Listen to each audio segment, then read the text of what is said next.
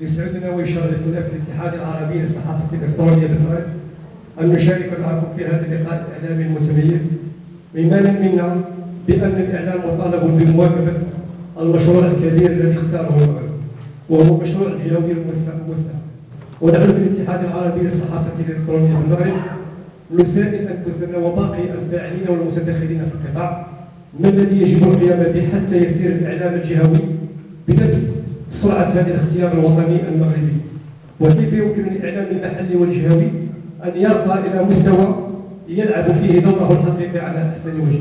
وهي أسئلة ضمن أخرى تحيلنا على ضرورة قراءة الواقع بشكل دقيق وتحديد مكان الخلل ومواطن القوة في إعلامنا الجهوي، والبحث عن سبل تقويم أدائه ليكون في المستوى المطلوب، وهو ما يدفعنا للانخراط في هذا الملتقى ما دفعنا للانخراط في هذا الملتقى الذي نتمنى له النجاح ليخرج بخلاصات مهمة ستكون بمثابة توصيات يمكن استعمالها في صياغة خارطة الطريق للصحافة الجهوية لأقاليمنا الجنوبية.